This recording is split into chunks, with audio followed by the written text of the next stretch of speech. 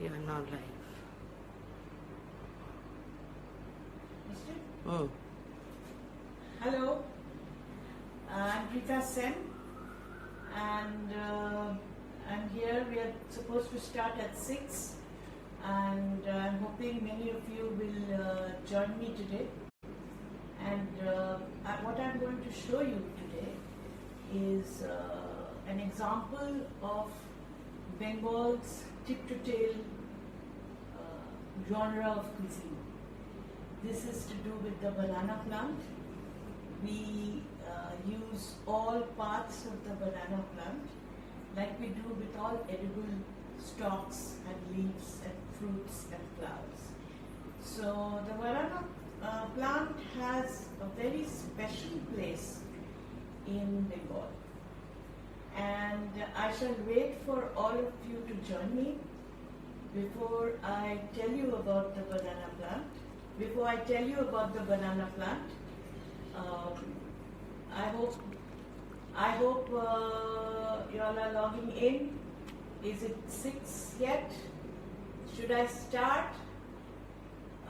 Anybody there to give me the green signal?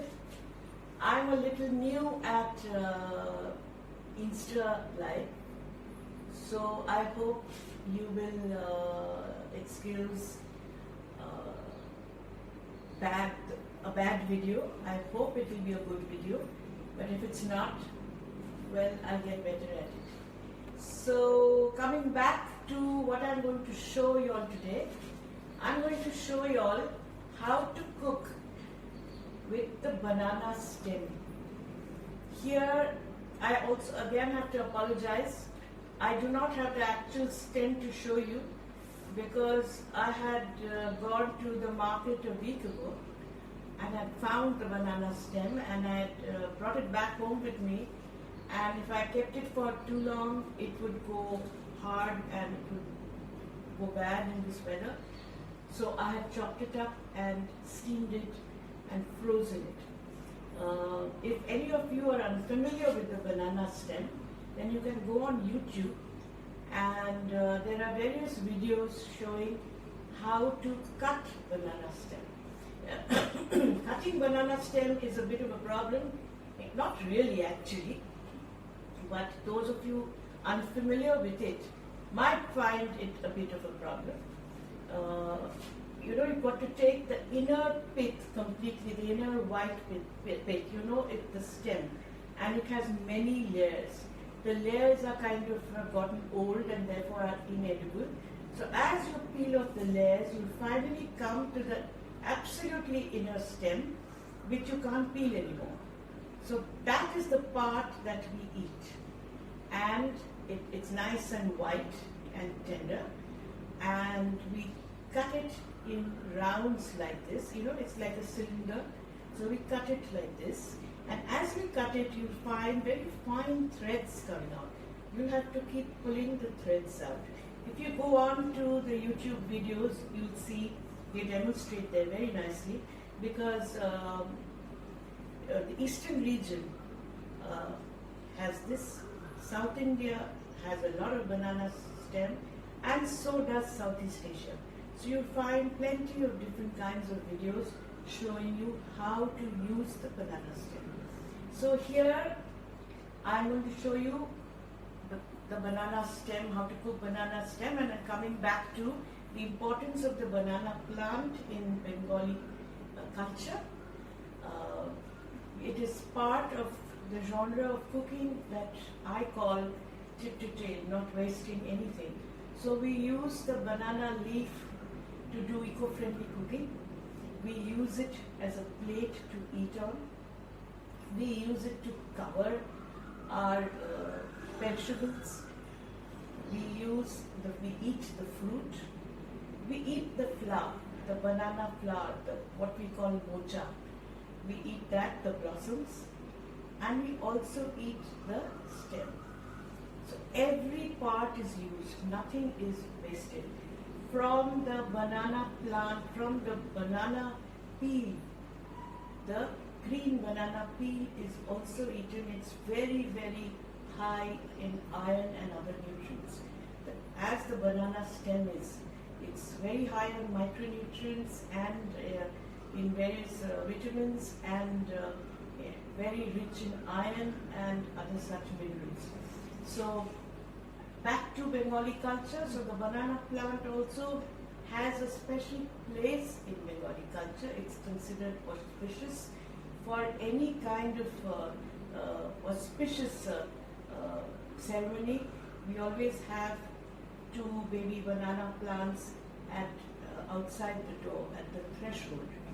The banana plant, basically during Durga Puja, the banana plant along with 8 other plants. Paused. I just started again. It's I think if you come this side, because just pause. Will you just excuse me for a bit? I'll just get the Wi-Fi connection closer so that the video doesn't pause. One moment, please. Okay. Don't pause. Don't do it.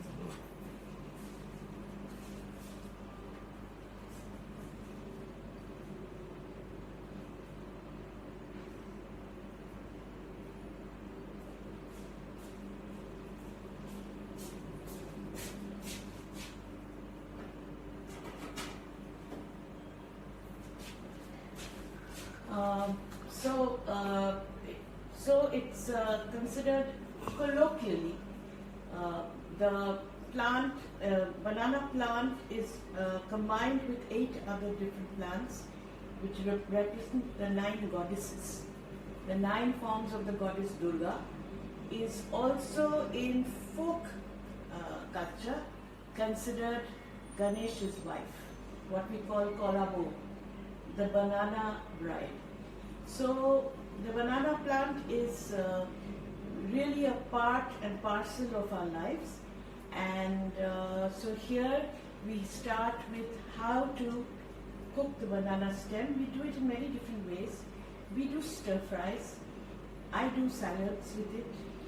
We do a ghonto, which is cooked with a lot of masalas like jeera and adrak, chili powder, haldi, grated coconut, and it is nice and it's a very tasty and spicy kind of a dish. You can make that. And we also do what I'm going to show you. We do a paturi. Now you all know what a paturi is. A paturi is something, the most widely known paturi is fish wrapped in banana leaf, and it's steamed or roasted, dry roasted. But we also do a range of vegetarian food wrapped in banana leaf and paturi. But a paturi need not always be in a banana leaf. There are different kinds of paturis. It's actually a style of cooking. So it can be made in a karai. It's called a karai paturi. It can be made in a tawa. It's called a tawa paturi. And what I'm going to show you today is an oven paturi, because that's the easiest now in our home. Now where am I going to get a banana leaf now? And at this time. And so I'm going to show you how to do it in the oven, as well as a quick showing of how to do it on the tawa as well. So let's start, folks. So here I have on off. Something has come here like this. So here I am. I'm going to show you how to make it. So what I've done is, like I told you, that I've gotten the banana stem, but I had to chop it up and steam it and freeze it. Now you can see how this is it. I've kept it soaked in water so it doesn't get darker. Now you can see how rich it is in iron, and also a lot of other antioxidants as well, because it's turned from a nice creamy ivory or white to this and taken on this reddish pinkish hue. So I've taken this steamed thor, as we call it, or banana stem. In Bengali we call it thor. I've taken thor and I've mashed it up, as you can see. I've mashed it up. Okay. Can you see it? You don't. Can you see it? I've mashed it up here. You'll find a few strings here and there, but that is the beauty of regional cuisine. It's very earthy, it's very natural, and it lends itself to that particular dish, perhaps. So now, here is my banana stem. Here are the rest of the ingredients. So what I have here is a little rice paste, a little dahi,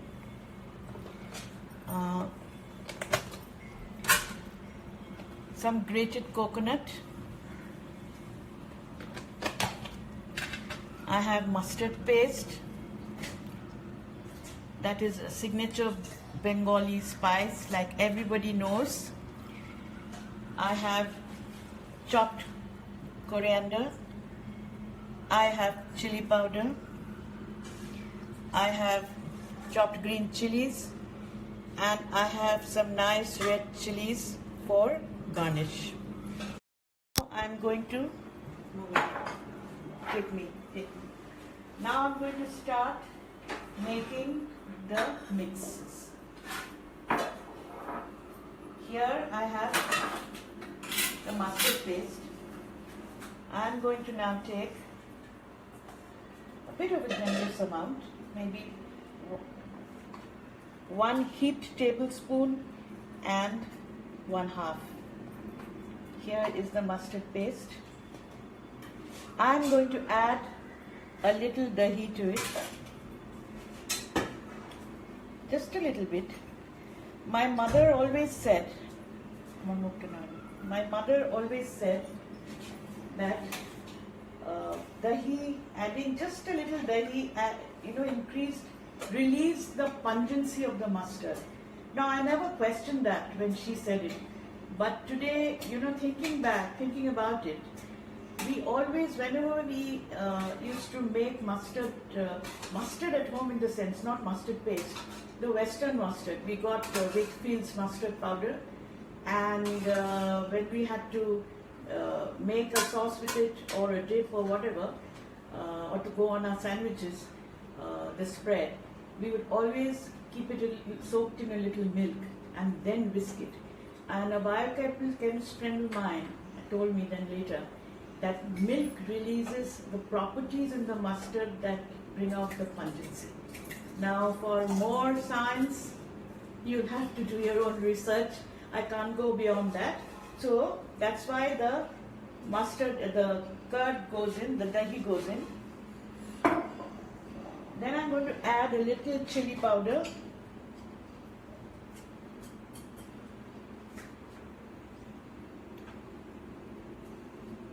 The chili powder is up to you, how spicy you like it or want it.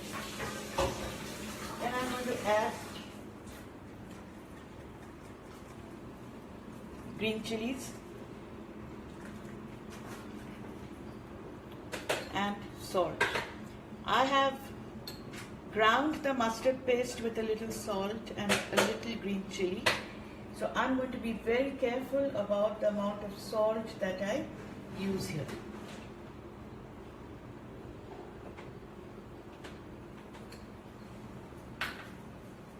And I'm going to add just a little haldi.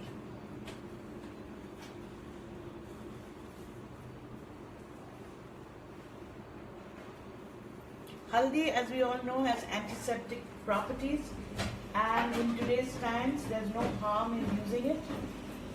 If you don't want to use it, don't. Sometimes I use haldi, sometimes I don't. Now I'm mixing all of this. I mixed it well. Now I'm going to add a little mustard oil.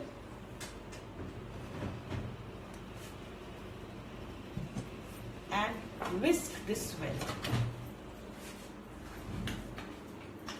Should it again, you know. I'm going to shoot it now. Oof, And joke. I'm going to whisk this well.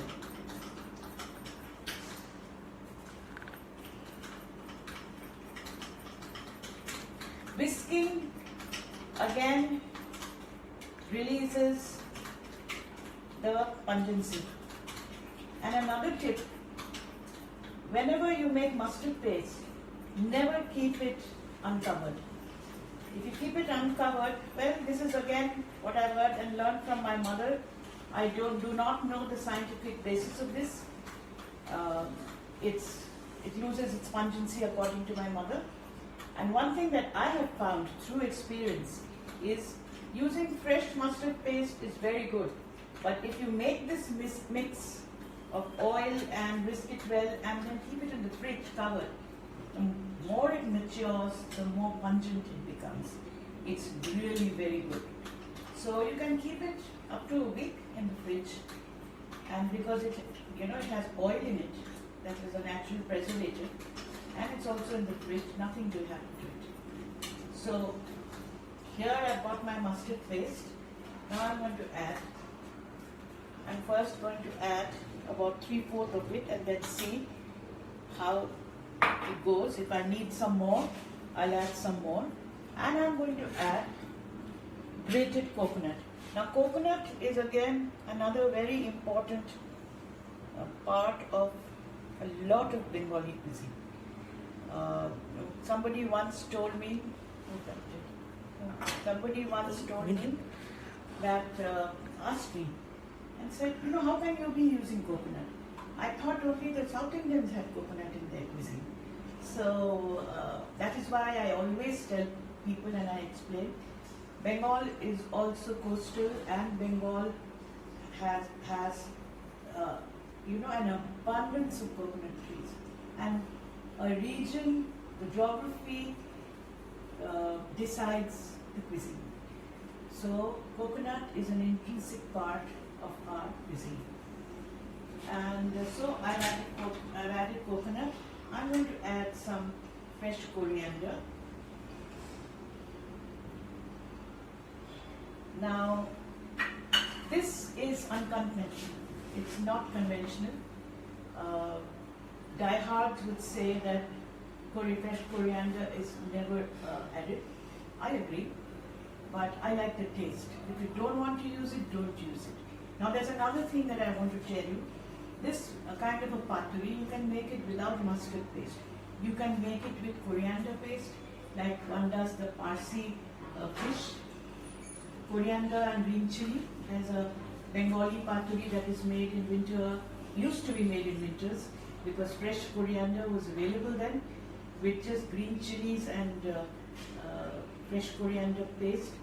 You can add your own masalas to it. You can use onion, ginger, garlic, coriander powder, chili powder. I mean, the mix yourself, whatever suits your fancy.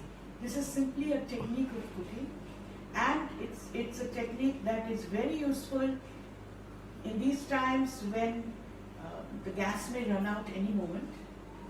And so you have the oven. You can do it in the oven. Those of you who have only microwaves can do it in the microwave. So this is just a technique.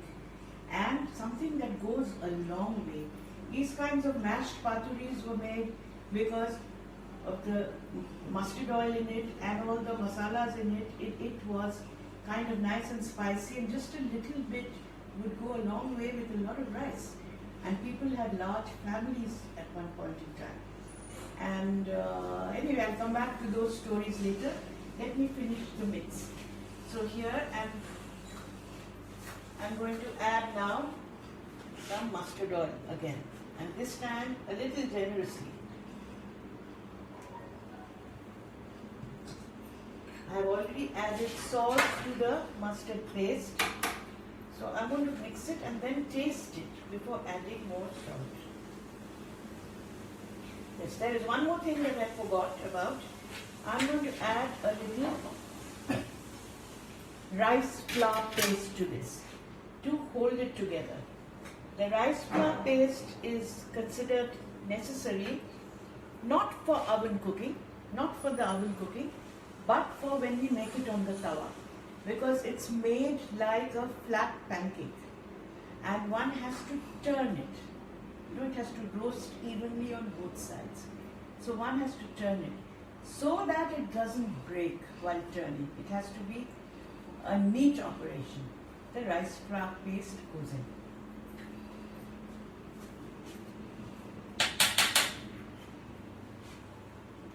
Now the best cooking is done with hands, and I am going to now mix this with my hands. The spoon doesn't help me. Go back to me too. Go back to me please. So I'm going to mix it in very well.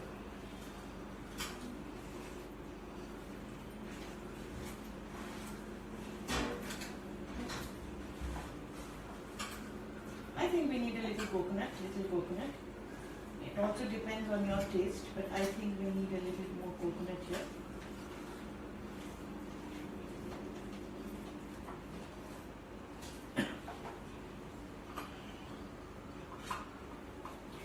And so in goes some more coconut.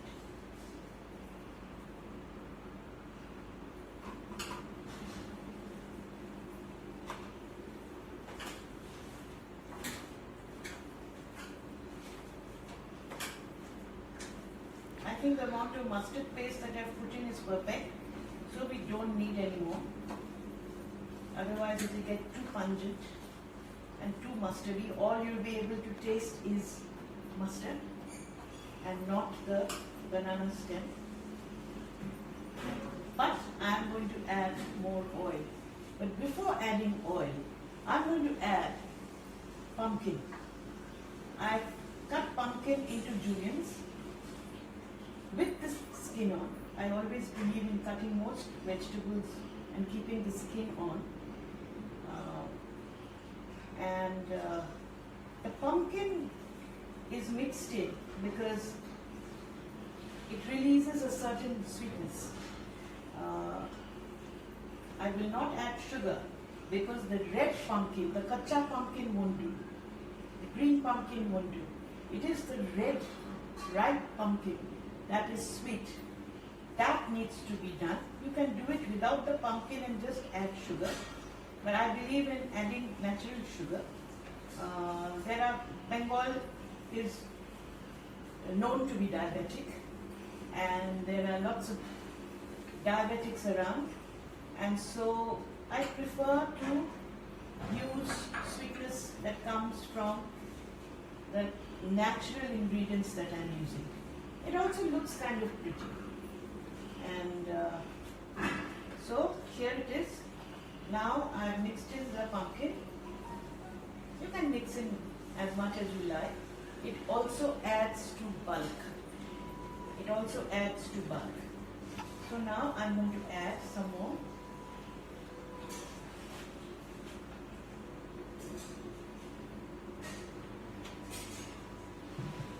This is something that is made for also. When I'm adding so much oil, it means that it is being made for a celebratory occasion. This is my first Instagram live, and it's a celebration for me. But when we make paturis for, say, maybe feeding guests or whatever, they'll use a little more oil. You can make it with this is very healthy. You can also make it with zero oil. Just add a teaspoon, a tablespoon. I'm showing you the extreme part of it. You now decide how much oil is good for you. If oil is not good for you, if you use about a tablespoon or a teaspoon, use that accordingly. This, because it's a roast, it lends itself beautifully to that. So you can do anything you want. Now, I've done this. I hope I haven't missed out on anything. No, I have. No, I haven't. No, I have. Yep. Did I add coriander? Yes. I did. Okay. A little more doesn't, make it worse. Okay. So now I am going to switch on the oven.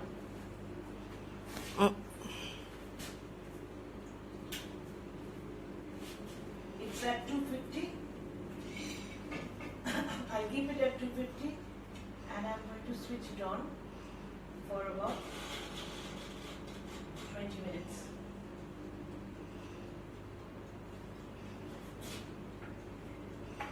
Let it heat up a little, and here, this is how I'm going to do it. This is an old, actually the lid of a Pyrex bowl. The bowl broke, but the lid is still there, and I use such things to make my paturis and bakes and single portion stuff. Now this much that I've made here is certainly not single portion. It will be enough once it's done and you put it on the table. It will be enough for at least 5 people. But I can't, if they like it really a lot, then you might run short. But this will be enough for at least 5 people. So here we have it nicely in the. One thing I forgot to do is taste for salt. No, salt is fine. We've done this. Now you can add your garnishes.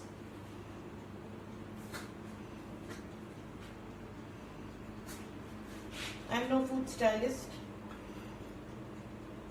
I'll do the best I can.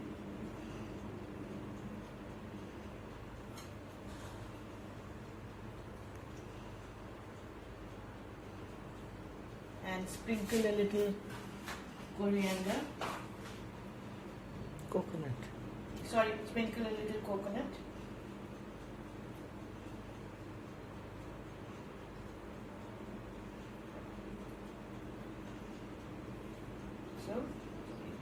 So while the oven is heating, it's heating nicely, I'm going to show you how you can also do it on the tawa.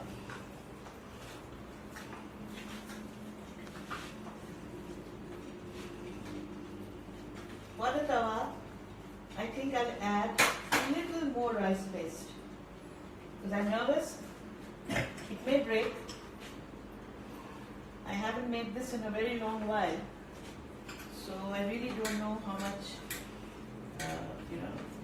I've lost touch with how much of rice paste will really hold it through, but I put in here, I think about, into the whole mix, I put in about 2 teaspoons, each teaspoons. I put in another teaspoon into this.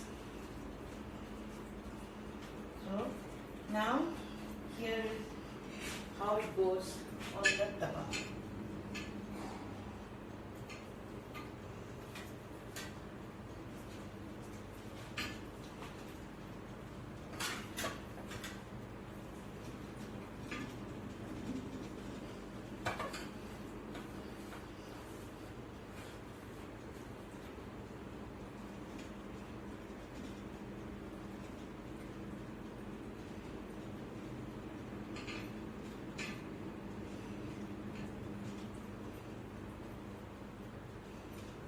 So, see, put it here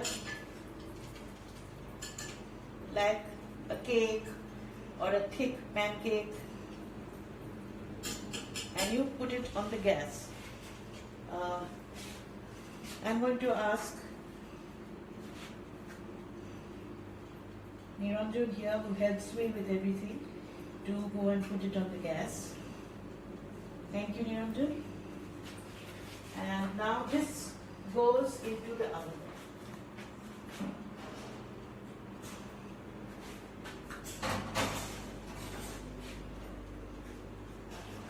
It's nice and hot, and I'm now going to reduce the heat a little to about 200. Let it start sizzling a little, and then I'm going to, now if you would excuse me for 2 seconds, I'll just wash my hands and come back to you. Niranjan 10 minute মতন একদিকে রেখো, তারপর উল্টে দিও। গ্যাসে জোরে, ফুল গ্যাসে। Okay, I'm back. And so while this is cooking, let me tell you a little bit about Bengali cuisine.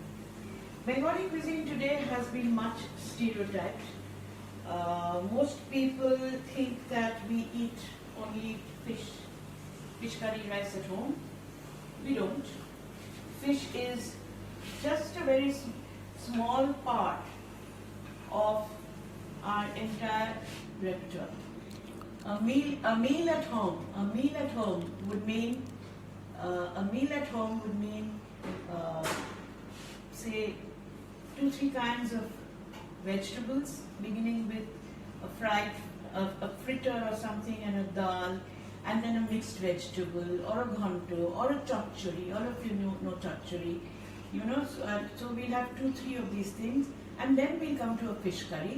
In most cases at home, if there are, if there's a fish curry, the comfort jhol for us is a fish curry with vegetables, seasonal vegetables. In winter, it will be lovely cauliflower and fresh green peas, and of course the potato has to be there. In summer, we'll have parwal, or we'll have ridge gourd, that is tori, and we'll have these kinds of vegetables in our fish curry. So there's one piece of fish swimming in a gravy with lots of vegetables. And coming back to Bengali cuisine, it's also been stereotyped in that we eat only aloo posto, or we eat shorshe mach, or we eat kosha mangsho. Now, first of all, our kosha mangsho was never part of the traditional Bengali meal. We never cooked kosha mangsho at home. Kosha mangsho was street food, and it came about, say, maybe sometime in the last century, in the 20th century, say maybe in the 1940s, the kosha mangsho concept came about, and so that is where Bengali cuisine is stuck now, or a mochar ghanto that people are slowly getting to know. We have not been able to move beyond the aloo posto and the shorshe mach. But the fact remains that Bengal and Bengali cuisine is possibly the finest example of a cuisine born out of real global assimilation. It's the finest example of what we call global cuisine today, of fusion.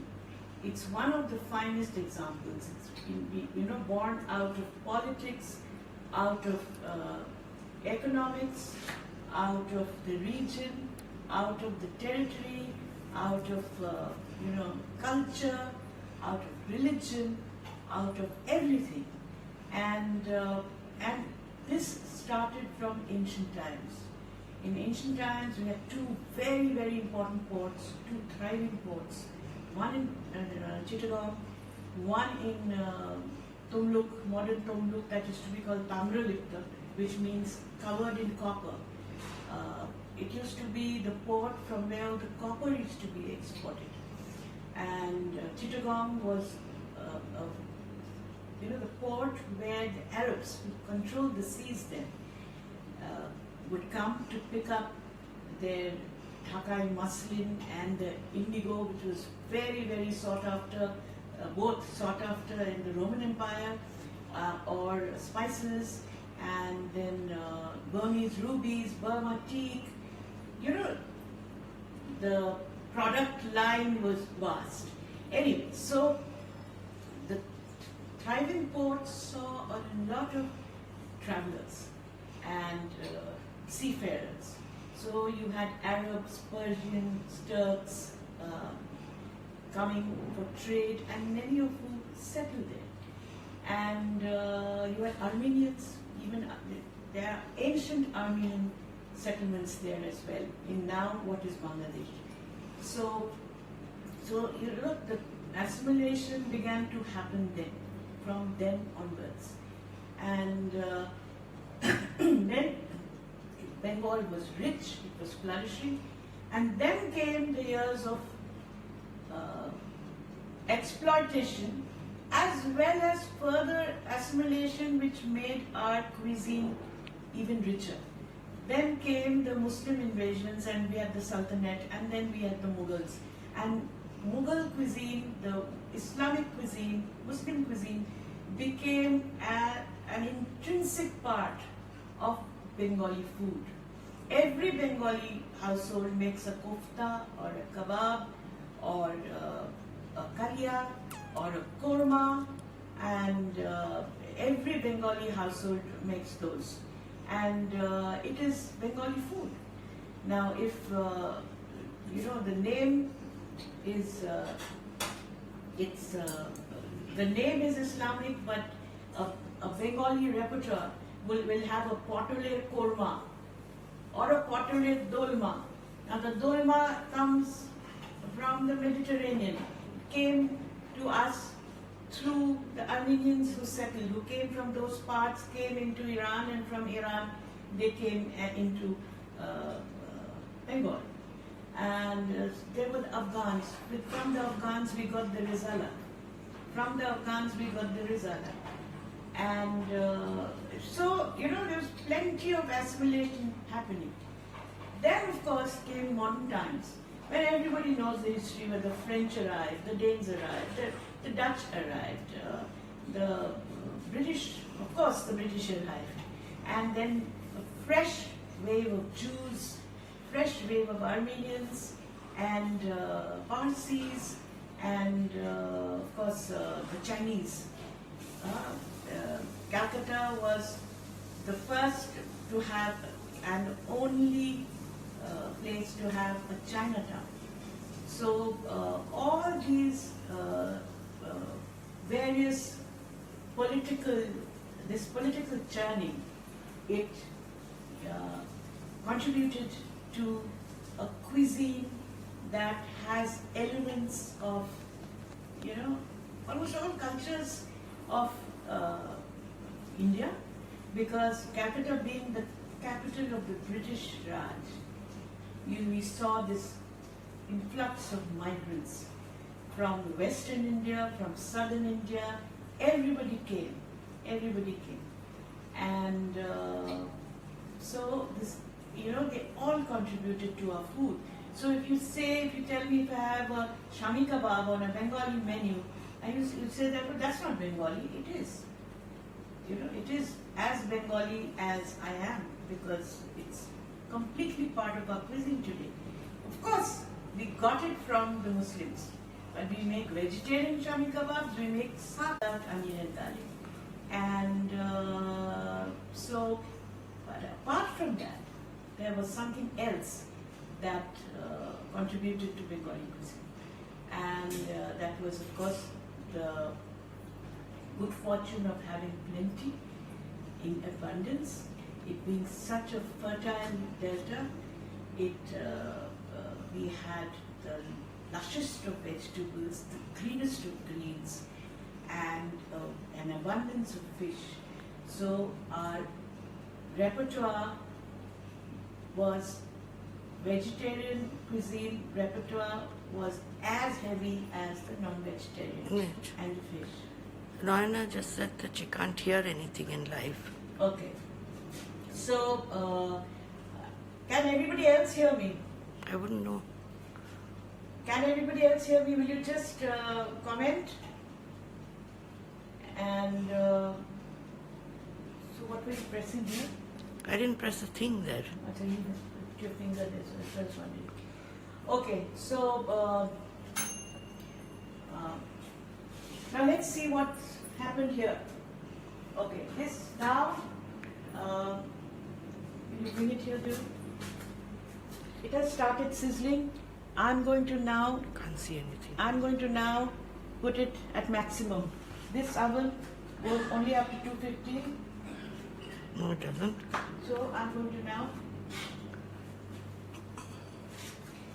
and so We can't. there was, we have the good fortune of plenty. So obviously with so much around us, the repertoire really grew and became huge. But there was another flip side to it. And the flip side is what takes care of us, what kicks in, it's in our DNA, what kicks in times of stress and distress, was that the region was also subject to terrible floods as well as droughts, leading to famines, and also man-made famines, because there was a lot of exploitation of conquerors who came in and who exploited and who took out the riches from Bengal for export elsewhere. So the peasantry back was broken many a time in history. And how did they survive? Because of this entire ethos of eating from tip to tail and not wasting anything that was edible. So in times of, say, floods, the stash of dried fish would come into play, if you didn't have enough at home. Or in times of, say, the crops had failed, but you could forage, and a lot of Bengali cuisine is based on forage foods. So you foraged and you ate the peels of edible vegetables, you ate edible leaves, you ate edible flowers, and making these mashes and making these kinds of things made it go around. So I will talk in detail maybe sometime later on this again, but this that is stamped into our DNA, and any Bengali who cooks, slowly somewhere some DNA memory comes back in times of stress, and where one has to make do with very little, and that's what we have become experts at. I am sure the rest of the country also know that, and this is for the benefit of the new generation who do not have the time to cook, and therefore you don't pick up these skills. We have been cooking all our lives, and therefore we've picked up these skills and these knowledge, and this knowledge was buried somewhere in my subconscious, in the subconscious of all those who cook, and they know how to do it. So that is another thing that contributed to Bengali cuisine. Now we are going to wait for this to get nice and brown on top. The tawa one is done. I will ask Niranjan to get it so that I can show you. Niranjan, Yes. ওটা একটু please নিয়ে আসবে।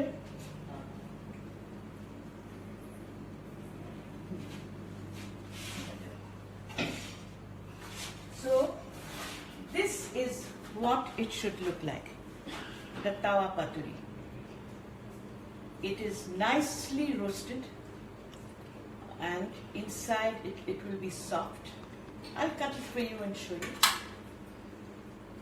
Here. See. This is it. It's nice and soft inside. And just a little bit, you can have it with 5 hatas of rice. And for a lot of people who like their pungency, who like spiciness, they also add kacha mustard oil when they are mixing it with the rice, and it is delicious. So the oven has taken a little longer. All ovens are different, and your oven could be as quick as the tawa, but no oil was used in the tawa at all, as you see. The oil that I have put in here.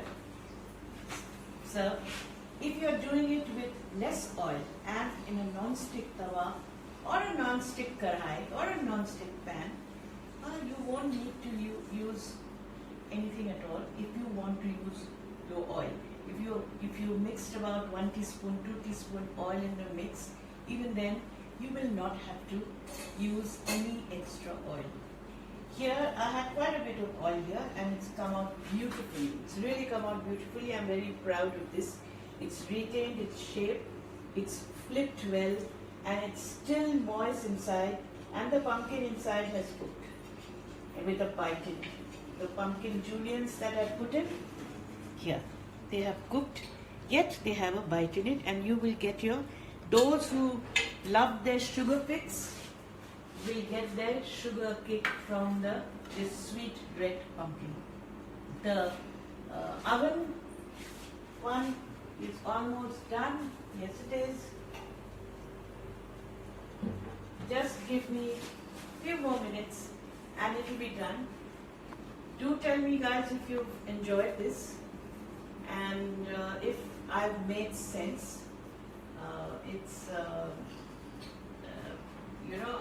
Being in front of a camera like this and being live, it's not like a television shoot or a documentary shoot where you can say cut and then redo it. You can't. And this is all happening live, and therefore it is a little disconcerting. But then it's been fun, and I loved showing this, and I think this is done. Just 2-3 minutes more. Yeah.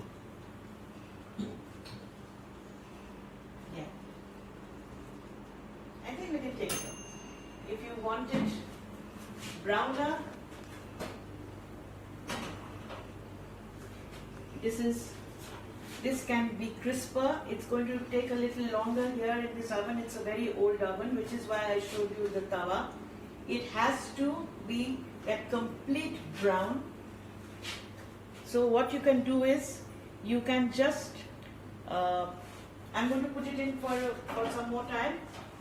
You can just use the top part to brown it, but the tawa one is what it should look like in the end. And don't think that it's got burnt or something. Move back again. Don't think it's got burnt or something. This is, otherwise it won't taste good. That smoky, burnt flavor is not going to come. So I'm going to say bye now. I think I've taken up quite a bit of your time, about 40 minutes. And thank you for your patience. And I loved doing this. Please let me know how you liked it, and please leave your comments on it. And thank you, Easy Diner, for giving me this opportunity. It's been wonderful being live. Thank you. I don't know, how does one switch it off? I don't know how to switch it. Now, end.